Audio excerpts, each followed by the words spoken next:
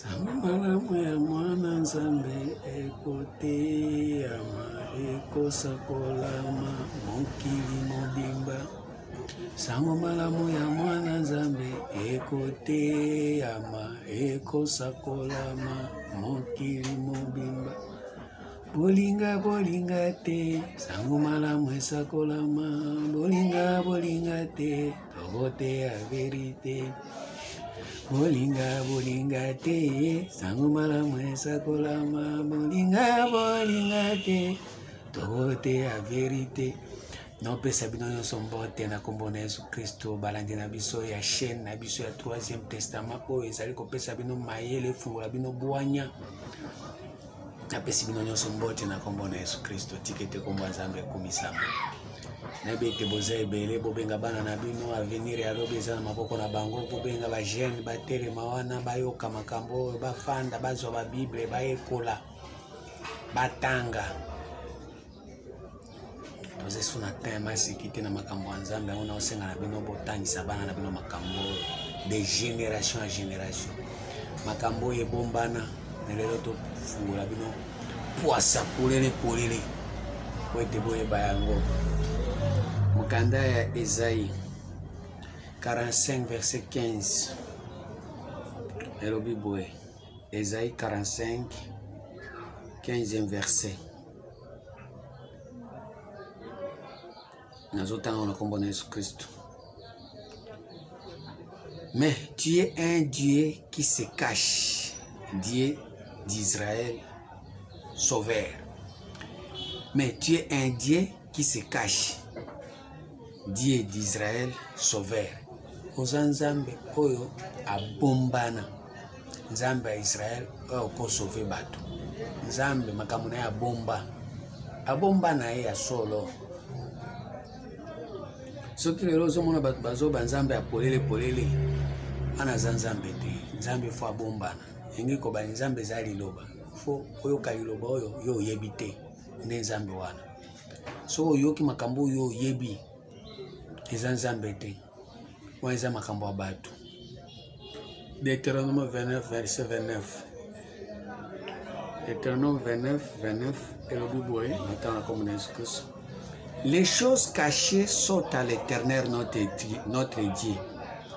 Les choses révélées sont à nous et à nos enfants en perpétuité, afin que nous mettions en pratique toutes les paroles de cette loi. Les choses cachées. Oya kobomba na wana nde ya nzambe. Mais oyo eza polele eza ya biso na bana na biso libela na libela. Makambo wana ezali po ete tiango na nini na misala. Oyo eza ya kobombana eza makambo oyo so muto alobi boye yo yebi yango te nde makambo ya nzambe yango wana.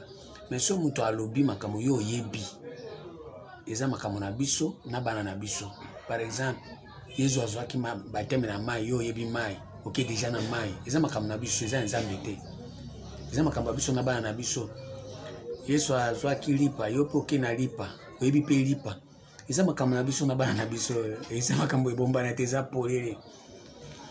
Yesu alobi o boye epai na ngai bayaka epai na ngai maboko pamba te otali pe maboko yango oye pe na mbongo oyo oyebi. Wana eza makambo na biso eza ya nzambe te po mbongo wana ezomona na bato nyonso bayebi maboko pe bato bayebi. Wana eza ya biso na bana na biso.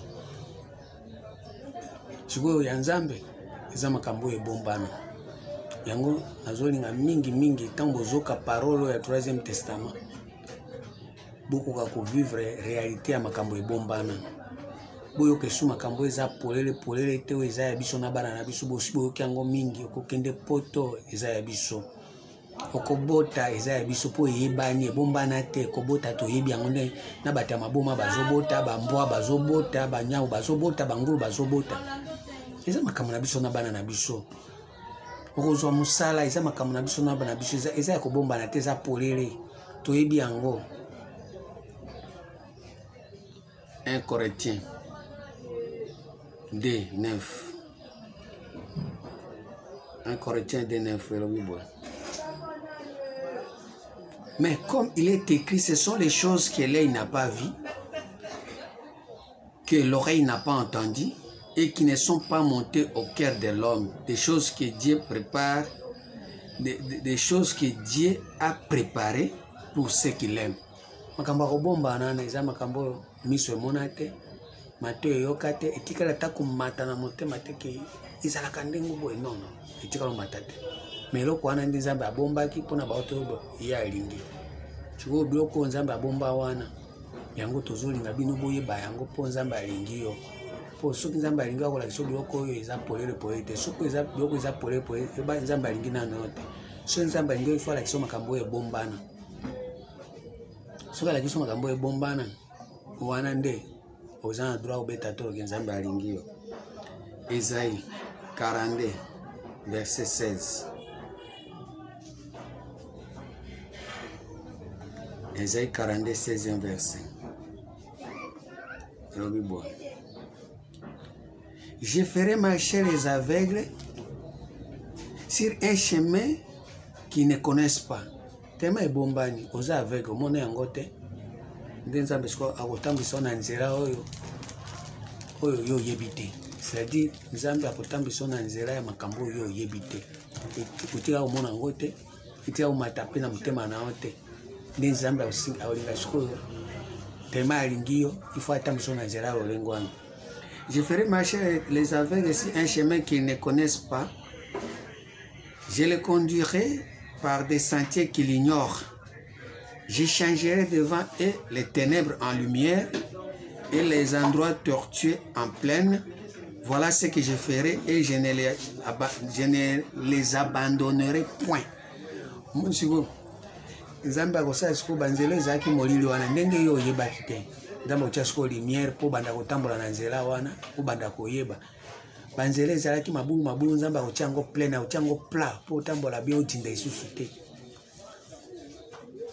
Nzambe mpe alobi akoabandone yo te parce que soki alakisi yo biloko akomonana nde abandone yo mais soki alakisi yo biloko oyo ebombana nde akoabandone yo te. Bato nyonso bayebi biloko emonana Nzambe asi abandona bango oyo nyonso ayebi biloko oyo eza polele polele Nzambe asi abandona bango mais soki yo Nzambe abandone yo te to alingi yo akolakisa yo biloko oyo nzela oyo premièrement il faut ozala ozomona te aveugle omona te soki ntango ozomona te ye nde sikoyo ifo afungola miso mpo omona mpe nzela ntango omona nzela wana sikoyo ye nde atambwisa yo na nzela wana soki atambwisa yo na nzela wana akoabandone yo te na kati ya nzela aosunga yo te okokoma nazoloba te mais esengeli akuta yo oza aveugle mais soki ozomona aolakisa yo te mais esengeli okufa nano miso mpo ete ye alakisa yo nzela oyo oyebi te. Mais soki yo oyebi otangi Bible olobi yo nayebi otangi Bible olobi oyebi aotambwisa yo te wana eza makambo na biso na bana na biso wana loka mutu atambwisa me Nzambe te.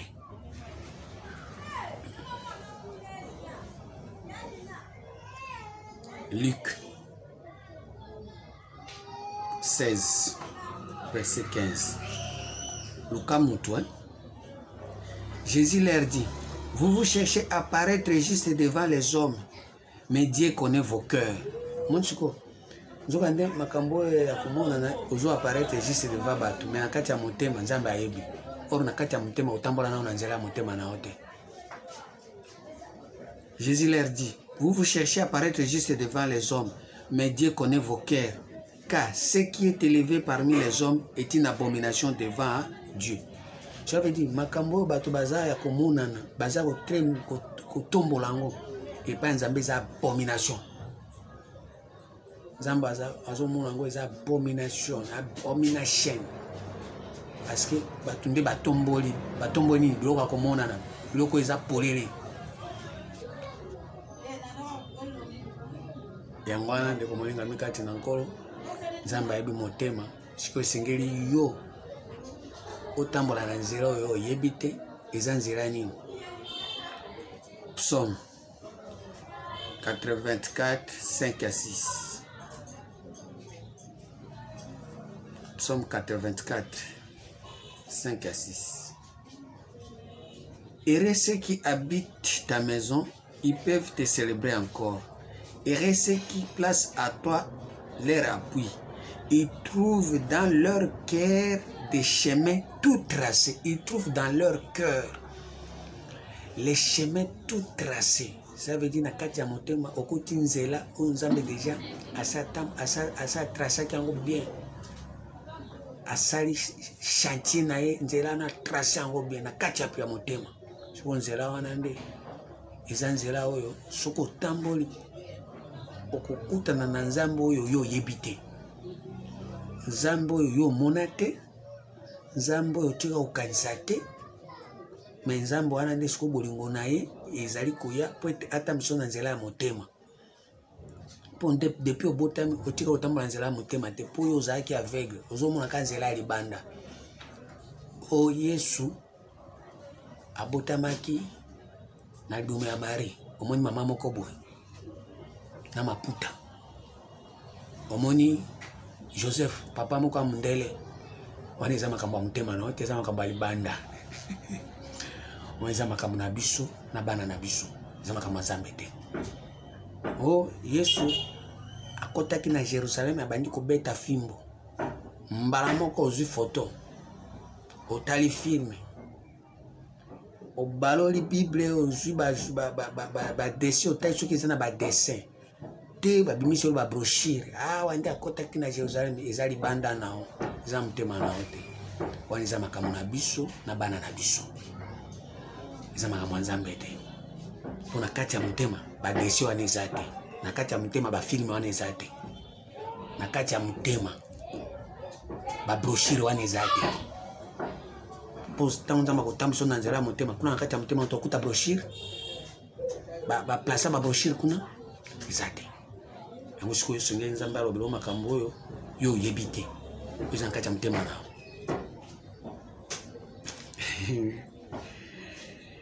Nzambe tika ete kombo ya Nzambe ekomisa. Zacharie 12 premier verset. Zacharie 12 premier verset. Oracle, parole de l'Éternel sur Israël. Ainsi par l'Éternel qui a étendu les cieux et fondé la terre, et qui a formé l'esprit de l'homme au-dedans de lui. Qui a formé l'esprit de l'homme au-dedans de lui. Si vous tolingi tolo belanzambe oyo akelaki likolo pe a fondé mabele oyo asalaki esprit ya mutu na kati ya mutu. Libanda ya mutu te. Po makambo nyonso eza libanda ya mutu, Nzambe asala yango te. Wana obotami na liboma mama na yo, mama Georgette, mama Catalina. Mais mutu oyo Nzambe asali asalaki mutu na kati ya mutu. Kati na yo asali mutu. Et si oracle, parole de l'Éternel sur Israël. Ainsi par l'Éternel qui a étendu le ciel et fondé la terre, et qui a formé l'esprit de l'homme au-dedans de lui. Qui a formé l'esprit de l'homme au-dedans de lui. Nzambe asalaki mutu na kati ya mutu. Siko mutu Nzambe asalaki na kati ya mutu, nde Nzambe siko soki alobi makambo na ye eza makambo ya kobombana. Mais soki mutu oyo Nzambe asalaki te, oyo eza mutu babotaki na maternité, soki makambo nyonso bakoloba mutu ya maternité Nzambe alobi te, Nzambe asalaki yango te. Yango siko tozolobela makambo ya Nzambe ya kobombana na mutu Nzambe asalaki na kati ya mutu. Yango moni lelo sango tozoloba makambo ya Nzambe, Bible ezoloba bien que les vrais adorateurs adorent le Père en esprit, puisqu'un esprit ezali banda mutu eza na kati, en esprit et en vérité. Or tango ozo adorer Nzambe na esprit na vérité, il faut yoka makambo ya esprit. Tango yoka makambo ya esprit nde okosala adoration ya bien, nde koyeba ko adorer Nzambe. Mais soko yoki makambo eza en esprit te, eza en dehors ya esprit, eza libanda nao, eza makambo ya Nzambe te, eza makambo ya bato, eza polele bato nyonso bayebi. Bandoki bayebi, ba magicien bayebi, ba kimbangiste bayebi, ba témoin de Jéhovah bayebi, ba musulman bayebi, ba nyonso, ba kite nyonso esalima bato bayebi yango. Wana eza makambo na biso na bana na biso. Mais oya Nzambe fo mutu akati ya mutu nde Nzambe siko aloba. Bon, makambo Nzambe asala po ete abongisa mutu na kati ya mutu nde ebombana. Yango moni ndenge oza wana moninga mikati na nkolo na kati na yo, makambo Nzambe asala pe alingi asala to ase asalaki to asali nano te oyebi yango mpe te. Ecclésiaste 3 verset 11. Oh Nzambe sunga bato bazoyoka makambo tana yo ese koki. Ecclésiaste 3 verset 11. Il fait toutes choses bonnes à son temps. Nakatia mutu. Même il a mis dans le cœur la pensée de l'éternité, bien que l'homme ne puisse pas saisir l'œuvre que Dieu fait du commencement jusqu'à la fin. On t'a évité. Makambo e bombani. Mais Nzambe asala ki makambo wana. Yango siko mutu wana Nzambe a formé nakatia mutu esenge to bimisa ye. Pourtant otoko bimisa ye mission ne ko fungwama okomona déjà que Nzambe asala mutu. Or mutu wana po mona ye komona ye na miso ya libanda te. Po so komona ye na miso ya libanda Job 10 verset 4. Job 10 4e verset. Tes jours sont-ils comme les jours de l'homme et tes années comme ses années? Et dans verset 4. As-tu des yeux de chair? Vois-tu comme voit un homme? Oza na miso ya musuni. Est-ce que ozo mona ndenge bato ba monaka tozo mona lolenge Nzambe amonaka? Po Nzambe soki amoni eza ndenge na ye. Bato pe soki bamoni na biloko eza libanda. Biloko ya biso na bana na biso. Nde bato bamonaka. Mais oyo eza ya kati nde miso ya Nzambe sengeli emona. Yango moni Bible ezoloba na mokanda ya Luc 24. Luc 24. Luc 24. Tout en on a. Tout dans verset 31. Luc 24. 31. Alors leurs yeux s'ouvrirent. Alors leurs yeux s'ouvrirent. Et ils reconnurent. Mais ils disparurent devant eux. Yamoni Jésus tango azolo bela bango abanda ko bela bango abando ebisa bango makamba Moïse na makamba wa prophète tango azolo bazolo ba bande miso na bango esali ni efungwami ko bazai komona te ndenge bazalo komona te azosola kaka na verset 25 la Bible. Alors Jésus leur dit, ô hommes sans intelligence, dont le cœur est lent à croire tout ce qu'ont dit les prophètes. Ne fallait-il pas que le Christ souffrir ces choses et qu'il entre dans sa gloire? Et commença par Moïse et par les prophètes, il leur expliqua dans toutes les Écritures ce qui lui concerne. Verset 27. En commençant par Moïse, et par tous les prophètes, il leur expliqua dans toutes les Écritures ce qui lui concerne. Jésus siko abandi ko expliquer bango makambo oyo etali Jésus. Siko tango azoyeb sa bango boende na verset 31 alobi miso na bango sani ni efungwami. Ça veut dire bazalaki banda kala miso zaki okangama bazalaki ba aveugle. Yango moni to tikota mukanda Esaïe Nzambe alobi akotambisa biso akotambisa bato na nzelo bango bayebite. Pour miso zalaki bazalaki ba aveugle. Siko na mimi kito miso soke efungwami ndio koyeba Jésus bien. Miso miso efungwami te okoyeba Jésus te. Obanda kosala makambo na yo, obanda kosala makambo na bino, obanda kosala makambo ya batu, makambo ya libanda oyo ezali ya biso na bana na biso. Selon Deutéronome 29:29. Afungoli bango miso. Tango afungoli bango miso, 2 Corinthiens 4:18. Tango afungoli bango miso bi un point éternel de gloire parce que nous regardons non pas aux choses visibles, mais à celles qui sont invisibles, car les choses visibles sont passagères et les invisibles sont éternelles. Mon chico, un point éternel de gloire, car nous regardons non pas aux choses visibles. Les choses visibles, ils miso, oizomona, makambo, yabiso na bana na biso. Déjà, les choses visibles. Chico, soki olongwe na kati ya biloko eza yabiso na bana na biso, oluki siko eza invisible, yango ndeza éternel, yango ndeza nzambe. Yango bi un point éternel de gloire, parce que nous regardons non pas aux choses visibles, mais aux choses invisibles. Les choses invisibles, ezali nzela oyo yebite. Makambo oyo yebite, makambo tika koyoka te, etikala ko matao te, menzamba ati yango na kati na yo, ifu siko banda kotambola na nzela wana. So banda kotambola na nzela wana ndenge nini? Soki lelo fungwa mimi sute. Ufungwa mimi sute molinga mikati na nkolo. Et puis miso na eza okanga mandeni. Est-ce ndenge ozo tala télévision bo ozo mona te. Mais ozo mona, mais miso ozo mona, eza oyo ozo mona te eza na miso mususu. Po so to kena mkanda ya Proverbe 20 verset 12. Proverbe 20 12. Maïté eza la Bible. Proverbe 20 verset 12. La Bible. Nazo tanga comme on est Christ. Alors bien, l'oreille qui attend et l'œil qui voit, c'est l'Éternel qui les a fait l'un et l'autre. L'oreille qui attend et l'œil qui voit, c'est l'Éternel qui les a fait l'un et l'autre. Babi, miso ezomona na mato ezoyoka na miso ezomona Nzambe nde asala yango. Bo soki Nzambe asala yango, bo miso tozomona na kati ya motema na biso. Yango nde tozomona eloko. Eloko ezaka ya motema na nga. Yo yebi yango. Eloko ezaka ya motema kingani kuna. Yebi yango. Yebi yango te. Mais siko miso nini yo esengeli funga. Po soki ezaka miso nde Nzambe nde asala yango. Siko mona eloko ezaka kati ya motema ya moko na moko. C'est-à-dire ningo fanyo ana bo ozoyeba makambo nyonso ezaka kati ya motema ya mutu. Makambo nyonso ekoleka na journée lelo yo. Est-ce que bien ngote yango siko miso ana nde siko Nzambe afungola yango po ete tomona makambo eza na kati. Siko miso ana po efungwama eza na sacrifice songolo sala. Yango so tokei na mukanda ya 1 Ephésiens 1 verset 18. Ephésiens 1 18 et le Bible. Ephésiens 1 18. Tobanatana 17. Afin que le Dieu de notre Seigneur Jésus-Christ, le Père de gloire, vous donne un esprit de sagesse et de révélation dans sa connaissance. Un esprit de sagesse et de révélation dans sa connaissance.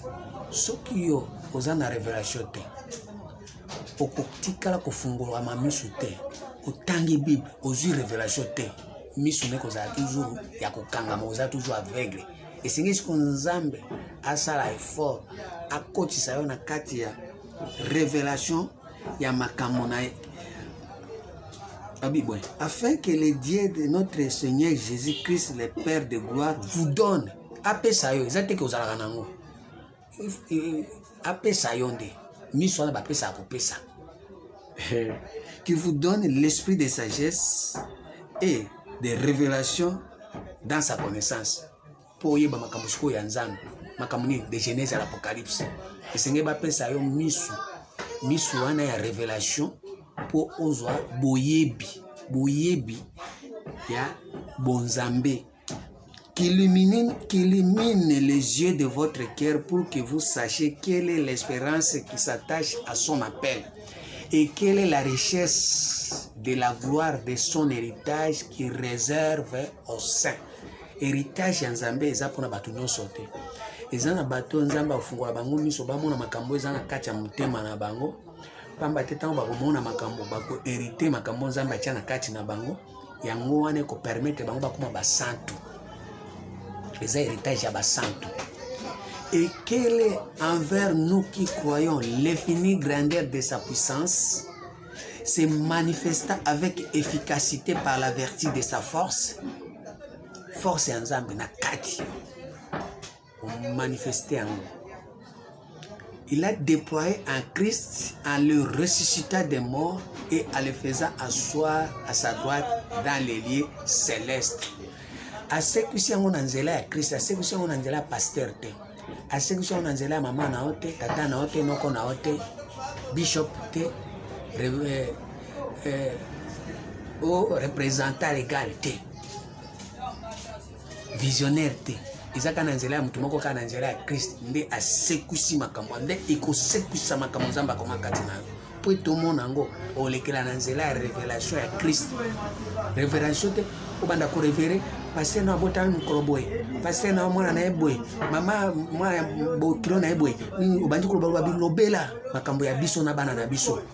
Wana okotikala kufungwa mamiso te ya motema na yo okozala tutumisa kokanga moza aveugle ozolanda Nzambe. Yango wana omoni lelo tozoloba makambo ya Nzambe po ete mutu akota na kati na ye afungwa mamiso ya motema na ye amona oyo Nzambe asala na kati na ye na nzela ya Kristo oyo eza boyebi bwanya bososoli ya makambo ya Nzambe.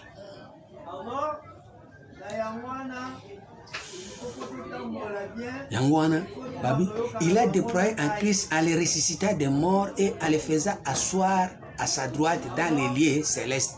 Tango Jésus Christ na kati ya mutu azosekwa akufanda lisusu na terre te afanda lisusu na makambo na biso te makambo ya terre à terre makambo ya busoba il faut afanda na likolo na lieu céleste na makambo ya bonzambe makambo ya bonganga makambo ya likolo makambo ya bwanya makambo ya boyebi ya bososoli ya connaissance ya nzambe lieu très prétends-tu sonder les pensées de Dieu il est très haute ofanda siko na makambo ezoloba makambo ya likolo makasi.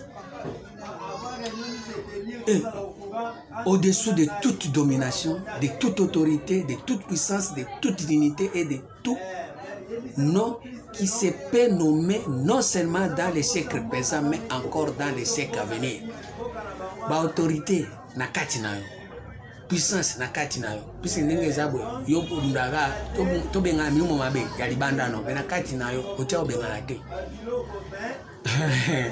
Miso ya kotala ba autorité baza na kati na yo.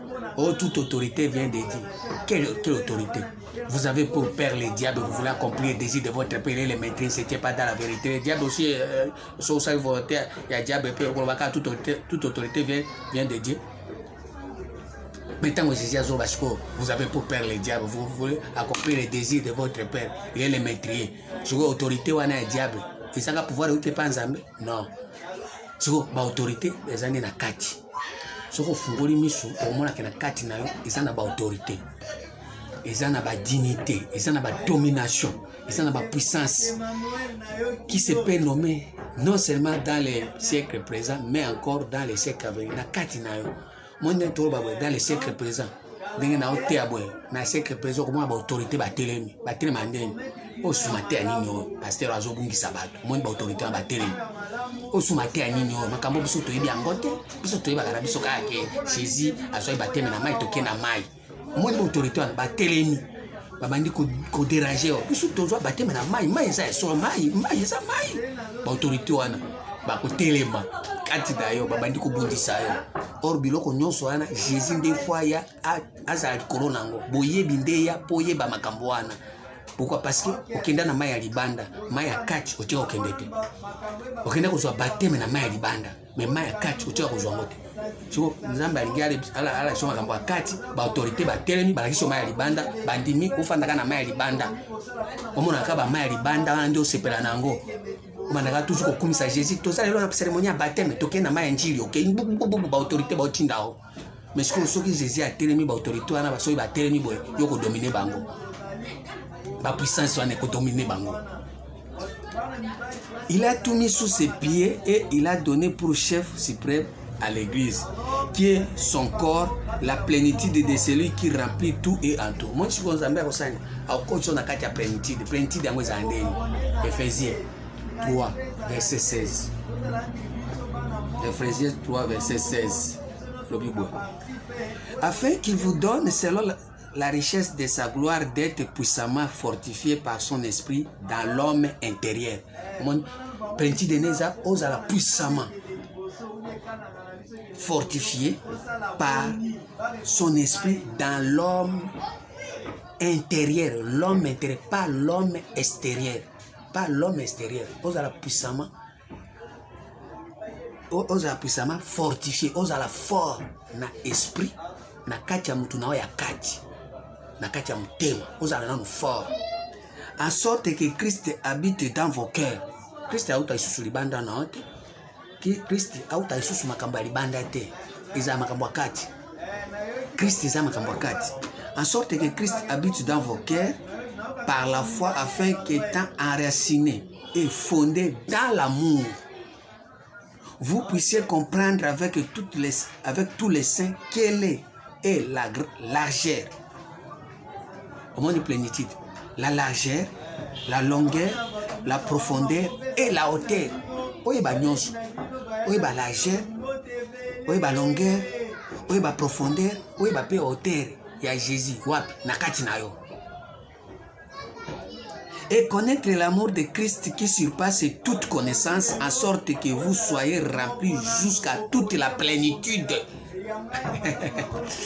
Azambe matea boye eza okwa mutu azomema mama bende eleki na kilo me azopese kaka azomema po mateo eza kilo makasi eza bamabende ya monene mingi me ntango ozomema temo oza na bapake ifo salela yango molinga mikati na nkolo matea ya boye eza matea moko eza kilo ezokwa omemi ndenge bato basala sport bamema biloko ya monene omemi yango bipo mpona nazala makasi nazala makasi ya jésus christ obunda bitumba ya molimo otika kosala bablabla na kati yao toza na combat spirituel yango oyo ntango ozoka makambo ya boye mbala moko ozosala combat spirituel mpe ozobunda na milimo mabe kati na yo ezobima eza kokende me oyo ozosala wana ezalaka bablage po baautorité baza na kati na yo bazokoka kobunda na bango te parce que oza na puissance oza na force te otoraka te il faut otore bamate ya boye ntango ozoyoka boye soyo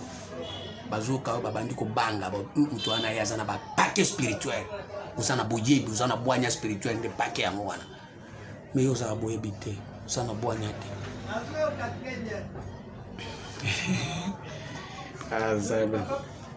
Or, à celui qui peut faire par la puissance qui agit en nous infiniment au-delà de tout ce que nous demandons ou pensons, à lui soit la gloire dans l'Église en Jésus-Christ dans toutes les générations au siècle des siècles. Amina. Amina. Gloire ezongela Nzambe soko koki kobunda bitumba wana ba autorité ba na kati na yo soko longi gloire ezongela Nzambe ezongela yo te po yende apesi soko okota na kati na plénitude ya bonzambe ala kisonzela na ya kati po etoye ba destin na yo oye ba vocation na yo oye ba don na yo banda kosalela okoma mukonzi oza mukonzi te piso oza ya destin na te oza vocation na te oza la don na te oza mukonzi te oza bilanda landa biloko na peso dominer ozo bundisa elonga yo Azabe sunga siko soki lelo Nzambe asungi yo abandi kotamisa na nzela ya kati okozala mutu ya kimia. Esaïe 30 15 Esaïe 30 15e verset Christ. Car ainsi parle le Seigneur l'Éternel, les saints d'Israël, c'est dans la tranquillité et le repos que sera votre salut. C'est dans le calme et la confiance que sera votre force. Mais vous ne l'avez pas voulu. Bon, balingi te eza bato ba osala makambo ya apparence. Mais soki yo lingi déplace au Nzambe azui abi car ainsi par le Seigneur l'Éternel, les saints d'Israël, c'est dans la tranquillité comme tranquille. Obande soko bengani mi mabe. C'est tellement osana pouvoir baké a kelibela. Togo que sous l'obité au bengani les sous pas battre tant au bengani osa déjà na force. Pour ozo sala biloko za apparence te, biloko za libanda na honte. On sait que na kati na yo au moins appelle soko bengani pe akei akende ni o surtout za ki liboso mutu ya bakanda o surtout kaka kanda ekenango oko mutu ya esengo ekepe kelibela no ko soko sirika te ba webi so sirika na oko kate o sirika sirika mais mutu azaki méchant boy akomi ndeni kanda sekei obundi bitumba molimo okomi pe na kimia. Oh, vous avez qui le bosso, ou tu as songi. Aussi tout coup, l'autorité, songi, on les a dominer. Pas au côté na kati na hotel, non, faut attendre la Nigeria kati. Mbamoko bundi bitumbana, bengani songi. Aussi tout kalobi kuna, oko reso za songi. Bae batongi moto basisi, tib, basisi. On peut s'y répondre, c'était, au sein commentaire, était, on peut s'y point de vite. On dit, tout à l'heure, quand Nzambe moko asunga. Mais mutu azaki kotia songi so toeka makambo te ezaki mukende azao komisa ngo munene mais ndenge ni suto komi toyena makambo boye suki ka ndengwana bakuti bobi asa koti na kati ya biloko za na kati na ye ase découvrir aboyi kotra so biloko libanda na ye yango moya condamné bato ezate ase ko protéger mbala moko babake ba démon wana yo kubunda tout le temps te yo bandete mais église na tongo obundi bo bengani mabe na poko yo bengani soute puisque yo comme déjà na bososoli tango baninga bosa ba théâtre ko bengana mi mabe ba yebi ango te mais yo zo yeba ango parce que yebi ki déjà ngana sina bengana ki moko asi akei nani lokuta kendeki mususu nani kanda asakei oko yesuko silika ta suko siliki otalika mateo osikira yo bya en tout cas tozaki musikala nzambe nina sina ebiboy nga tukana okaleso kandate po nyoso yanga esengeli ezande na plénitude ya Yesu na lingi susu te na banda kotala biloko ezali bando ya biso na bala na biso oyo ya kati ndeza nzambe eza éternité tellement sina yoki ya kati bademo bakote susu te moi siko nzambe asunga pambola yo moto oyo olandi yo po comprendre te nzambe abatelaka yo un jour comprendre yango na osenga na bino bo s'abonner nano après ko s'abonner o cliquer wana chaque fois matin soki ebimi eza na moi sonnerie moko eza so cliquer na kati ya YouTube ba obanda kola so matin soki ebimi okoti mbala moko bo soutenir pe émission toleka na ba chaîne ya minene toleka na RTNC toleka na ba Digital TV po ete biso toza makambo ebele ya koloba me bato bakosoutenir mosala ezaka bino mpe bino bao bato bakosoutenir eza bato babotaka bango moko sans prota babotisa bango je sais que nzambe akosunga bino bobimisa eloko moko boye po esoutenir émission na bino chaîne na bino makambo na bino ya bonzambe 3e testament ekende liboso vie ya bonzambe eza déjà awa na maboko na biso tozokende nango malembe ti tokokoma lokumke masanzoli ezonga epai na nzambe natombeli mino nyonso merci na nebolandi biso etikala boye na kombo na Yesu Kristo amen.